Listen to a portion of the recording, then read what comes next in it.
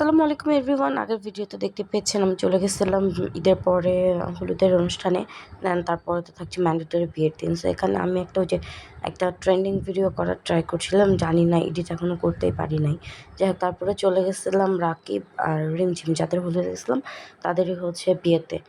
তো as usual এখানে গিয়ে দেখি যে জামাই বউ হচ্ছে ফটোশ্যুটে গেছে।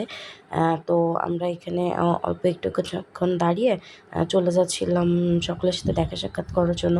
দেন দেখা সাক্ষাৎ করার পর চলে গেছিলাম খাবারের জায়গায়। সো আমি গিয়ে দেখি যে এখানে অলরেডি একটা ব্যাচ বসে গেছে। অ্যান্ড দেন সেদিন প্রচণ্ড রোদ আর গরম ছিল, বাট এরা কেন জানি না কেন কোনো ফ্যানের ব্যবস্থাই করে নাই।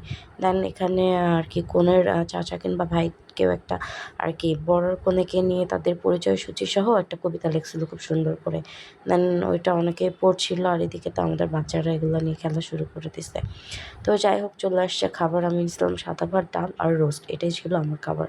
এর বাইরে কিছু আমি খেতে পারবো না এবং খাইনি। তারপরে দেখতেছি যে জামাই আর বর চলে আসছে। মাশাআল্লাহ, ওদেরকে অনেক সুন্দর লাগছিল। বাট সত্যি কথা বলতে মানে সবাইকে ডিঙিয়ে গিয়ে বর বউয়ের কাছে যাওয়া এই জন্য আমার পক্ষে পসিবল হয়নি। আমি দূর থেকে ওদের একটা ছোট্ট ক্লিপ নিয়ে নিছি। দেন এখানে সবাই বর বউকে আর কি খুবই অধীর আগ্রহে দেখছিল, যেটা হয় আর কি। ওরা হচ্ছে সেদিনকে শো স্টপার। সো ওদেরকে দেখবে, এটা খুব স্বাভাবিক। দেন দেখে আমি এদিক দিয়ে চলে যাচ্ছিলাম বাইরের দিকে, কারণ যত মানুষ তত গরম। মনে হচ্ছিলো যে একটু ফাঁকা জায়গায় গেলে। তো বিয়েবাড়িটা এখানেই শেষ। Tata, by.